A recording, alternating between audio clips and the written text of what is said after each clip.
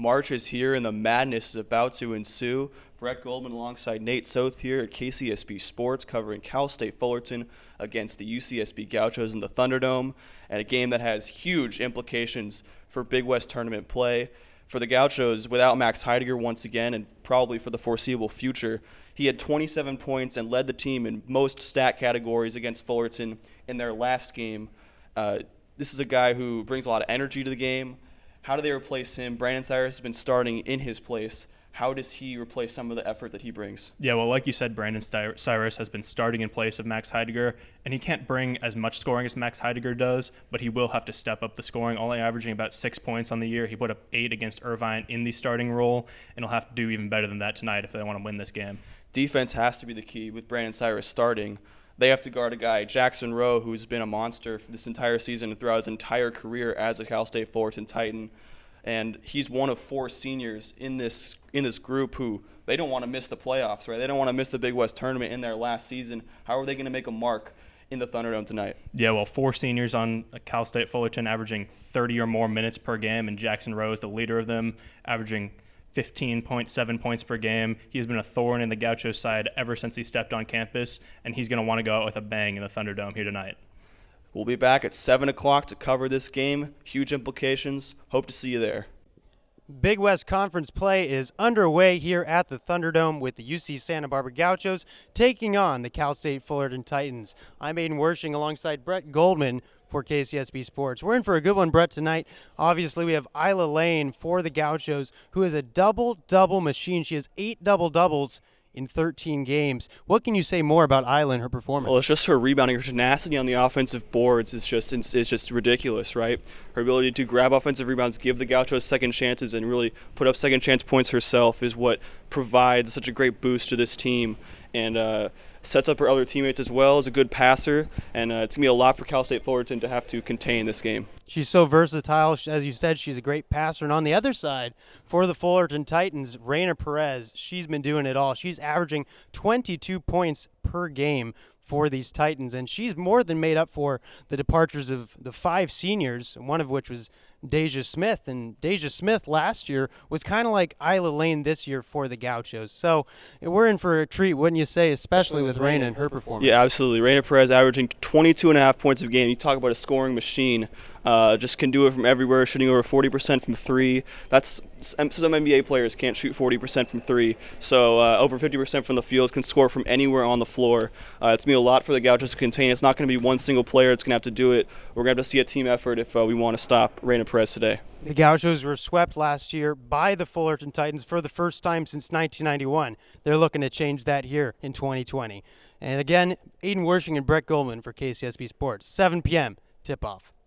5 days ago, UC Santa Barbara women's basketball team went down to CSUN and got a big win in Big West play, up 65-55 against the Matadors. Tonight, they now defend the Thunderdome against that same very team. It's going to be a very exciting game tonight. It should be very exciting. Obviously, both teams are going to make adjustments, but one thing that happened last game that you can't ignore is that Tulsa had a huge fourth quarter, had 9 points in the fourth quarter to add on to 18 in the total game. She was a huge threat in that game, and obviously we all know Isla Lane, 17 rebounds against one of the better big men in the Big West, Dejanae Calloway, and 17 points, 17 rebounds, 16 points, really showed that she is the best big man in the Big West. Talking about Isla Lane, one of the most dominant big men in the country, 13 rebounds a game, one of the top rebounders in the country. What else does she do that helps level the playing field for UC Santa Barbara? Well, she does a great job of opening up the floor for everyone else, right? I mean, all these shooters for the Gauchos, Danae Miller, Coco Miller, Tulsa Har, you can name them all forever. They really have a lot more space because Isla Lane has to attract multiple defenders or else she's going to score every time in the post. Yeah, big matchup here. We're excited to call it. I'm Ashton Giannis alongside Brett Goldman. We'll be covering all the action for you here at KCSB Sports. The Gauchos dropped the Big West Conference home opener against the Long Beach State University Beach. They lose this one 55-52. And at times I would say it was a little sloppy, wouldn't you say, Brett? It was very sloppy, and the Gauchos had 17 turnovers, but they also forced 18 turnovers by Long Beach State. And, normally with those turnover margins, if you win the turnover battle, you win the game. Unfortunately, did not happen for the Gauchos. I think a lot of that was due to 19 free throws attempted, only 13 makes for UCSB, about 68%. And that's not where you want to be if you are going to win a basketball game. You have to be able to take advantage for those free attempts at the line. And Ja'Cory McLaughlin played excellent defense on one of the best scorers on this team for Long Beach State in Michael Carter III. However, it was Chance Hunter who came up big for Long Beach State, scoring 16 points. What can you say as far as the defensive choices that was made by Coach Bassman? Yeah, I mean, the defense was great all game. Only gave up 55 points. It was just late in the game, these late situations where guys, they got to get buckets. Chance Hunter was able to get buckets, 2 for 3 from three-point land, had 2 daggers in the second half. Just an all-around great game from him. They just couldn't stop him. A highlight in this game is the fact that Max Heidegger, after having not played in 10 games, got some action tonight, and most notably, the most important shot of the game. He was given the ball and took a 3-point attempt with the final seconds dwindling here in the Thunderdome. What do you think, Brett, about that? I like the play. He was the open man. It was the right play to make. However, whether he was the right person for that play is still in question. Obviously, I think that it was the right play. He was open. He's like your captain. He's your most experienced player. But, coming back from injury is definitely a questionable decision to have him take the last shot, especially in a game where he was kind of out of rhythm. Max Heidegger in the top 20 in scoring history for this Gaucho program. So I think it was a pretty good choice on Coach Pasternak's part. With that said, Long Beach State comes into the Thunderdome for the 5th straight time and beats the Gauchos 55-52. 91.9 FM, Aiden Wershing, Brett Goldman. We had the call. Gauchos get a huge win here at the Thunderdome, 70-56 over the visiting UC Davis Aggies, just a week after the Aggies beat them in their house. And it was really a great team game for the Gauchos, a big second-half run where they shot very well and played great team defense. What happened in the second half, Greg? Well, both teams actually started the second half a little bit slow, and the Gauchos, thanks to big plays from their main players, Amadou Sow, Ja'Cory McLaughlin, and especially Max Heidegger, made a huge run in the second half, and there was just no looking back.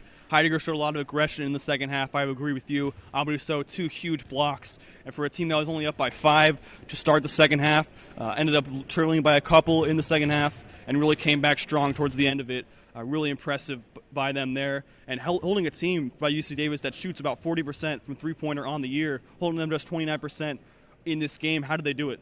Well, defense really does win championships, and as cliche as this may sound, defense is a team game. One guy doesn't do his job, and it makes it really hard for the other 4. But credit to the Gauchos, they never got tired. They stuck with it. And for a really good three-point shooting team in Davis, they contested their shots, and Davis never found their stride. Gauchos will go on the road to face the UCR Highlanders and now sit at second place in the Big West, hoping to make a run through the tournament. All right, guys, here with KCSB Sports. My name is Brett. I'm here with Danae Miller after a huge win, 65-60 over CSUN. Danae started out the game. It was 0-2 for a long time. Called timeout. How does the mindset change after that? What's the adjustment? We were just playing sped up, real energetic. The energy was good, but we just needed to really calm down a little bit and just stay within our pace. We just had to settle down a little bit. Cal Poly Mustangs will start out with the ball. This is Alexander with it. He'll get it inside. This is number 5, Crow. Crow to Rogers. Rogers takes a screen from Yakola. He'll be stopped. Yakola on the right wing. Gets it to Ballard. He's guarded by Cyrus, one of the Gauchos' best defenders. He switches on to Sow. Corner is number 1. That's Yob Alexander. Ball is loose. Alexander's got to force one up. No. Ballard hits one. No good. So a great defensive stand for the Gauchos. Ramsey will take it. Gets it to Cyrus in the left wing. Cyrus is defended by Ballard. Now Sow has it on the right wing. Gets it to Freeman. He likes to pull it. He won't. He'll give it to McLaughlin in the corner, who will drive to his right. Pumps once, twice. Kicks it to Freeman in the corner. He'll take 2 dribbles. Put one up, no good. Rebound goes to Cal Poly. Still a good start for the Gauchos. They're staying patient on offense. That's what you want to see. Matt Freeman being aggressive on senior night. This is Job Alexander taking some contact and using the left hand to put one in. So the start will be 2-0 Cal Poly. McLaughlin has it on the right wing, gets it to Cyrus. He's working on Alexander now. McLaughlin to Freeman on the elbow. They want So in the post and they'll get it to him. Right hook, no good. Rebound will be out of bounds. Going to UCSB, it looked like it was tipped out there by number 3, Colby Rogers. And even though the Gauchos are going to get a second opportunity here, I want to see them get inside, and I want to see So be aggressive and try to get to the line. So's going up against a big body, Tsuka Yakola. Blocked his shot there, but the game will continue. So will have a three-pointer from the top of the key, no good. As the shot clock was inspiring, rebound Job Alexander. Ballard, the team's leading scorer, guarded by Cyrus. He'll get it to Rogers. Rogers finds Yakola down low. He'll put a right hook up, no good. Good defense there by Amadou So, the leading shot blocker on this Gaucho team. You can only imagine what a score here for the Gauchos will do for this crowd, who's already growing. This is Rams. This is Cyrus on the right wing, and Cyrus throws one down on Tuka Yakola, the 7-footer. The elevation from Brandon Cyrus. Setting the tone. A definite tone setter, and this crowd is into it. Yakola has the ball underneath. Ball is tipped out by Matt Freeman. Good strip there. It will remain Cal Poly ball. Going back to that play by Cyrus, I didn't think he was going to elevate like that. Cyrus definitely has hops. He doesn't show them too often. He's a very talented defender, but doesn't show his hops on offense too often. But when he goes up for rebounds, you could definitely tell he's an athlete. Crow will go to the right side, gets around Matt Freeman, and will score 2 points. So the score is 4-2. Cal Poly with 17 minutes left in this first half.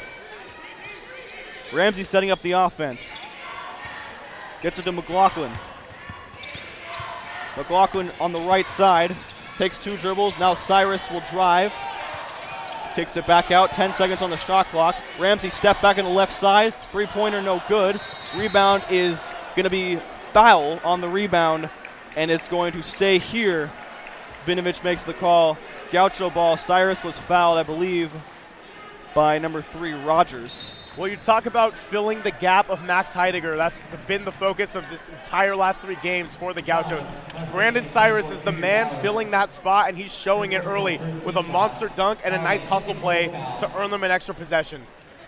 Looks like there may have been an intentional foul or a flagrant foul called there. A foul was on Junior Ballard, but they're going to be looking at this for a possible flagrant foul or intentional foul. I saw the X that the referee made that usually intends intentional foul. I didn't really see anything too egregious there. The review shouldn't take too long, but we see some aggression from the Gauchos early. They're driving into the paint, which is something that we like to see. Getting to the free throw line, it's a great way to get opportunities when you don't have a shot creator that you had in Max Heidegger. Yeah, absolutely. And even though they're losing 4-2 and haven't got a lot going on offense, I feel good about this start for the Gauchos for the very reason we stated before the game, which is they're playing their game. Nice, long, good defensive stance, no stupid fouls. They're getting rebounds, being patient on offense, and they know that it's a challenge without Heidegger, but the offense is going to come. Meanwhile, Brandon Cyrus making hustle plays left and right. You love to see it. Cyrus dunked on the defender Yakola, who's the tallest player on the court right now, 6'10", but he's got a couple inches, I think, on Amadou So, who's 6'9"-ish. I think he's a little. I'm giving Cyrus a little bit better off than he was. Yeah, well, speaking of Amadou So and his height, you would never be able to tell he's not the biggest man on the floor by the way he plays. He's an athlete, man. He gets up, and I mean, he's definitely the best athlete on this Gaucho team. Although Brandon Cyrus would like to have a word about that. They will call an intentional foul, which means that Cyrus will be at the line shooting 2 shots. He makes the first one. Maybe a flagrant foul possibly on Junior Ballard. Cyrus hits both free throws, so that'll tie the game up here at 4 with just under 17 to play. Yeah, and this Gaucho team's been really solid with free throws. Joe Pasternak says he puts a real emphasis on that because the impact free throws have late in the game. We'll definitely try and get teams into the bonus. Will definitely help you later in the game and in the half. Start fouling some people out. This Cal Poly team is very deep, but still getting to that second level would definitely be a help. As this is McLaughlin receives an entry pass from Freeman. He'll kick it out. Cyrus, he'll spot up for 3, puts it in. So right now, 7 points from Brandon Cyrus is what puts the Gauchos up by 3. This is Alexander working on Ramsey. He's got some tough defense there. Cyrus guarding Ballard. Gets it back to Alexander on the right wing. Ramsey is giving nothing to Alexander. He has to give it up to Rogers. Rogers going to shoot a 3-pointer over Amadou Sow. No good. Rebound by Jacola. And a circus shot by Jacola went off the top of the backboard. They're going to say it was no good. There's a foul, though, on the play. Freeman, I think, got him on the arm on the rebound. Yeah, and it looks like he got him on the putback as Jacola's going to head to the line. Other than allowing the offensive rebound, that's exactly what you want for the Gauchos, making them take a tough contested shot late in the shot clock. Jacola hits the first shot. He's a 62% free throw shooter on the day as Sekou Toure enters the game first off the bench for the Gauchos in place of Ja'Cory McLaughlin. And with McLaughlin off the floor, you're going to hope to see Freeman and So get involved offensively, trying to fill some of the gap that Heidegger always provided. Definitely need a playmaker. Someone has to make a play on here on the floor as Jacola hits a second free throw to make the score 7-6 early. Ramsey is going to drive to his left, kicks it out to Cyrus. Cyrus gets to the corner. Freeman, the senior, for 3. No good. Rebound is going to be a foul on Amadou Sow. Went over the back of Mark Crow. Yeah, and I don't know if I love that call, Brett. I mean, definitely a good box out by the Mustangs, but I don't think So really put his weight over or did anything worthy of calling a foul there. May have gone over the back, but now we have the under 16-minute timeout here, and 7-6 Gauchos.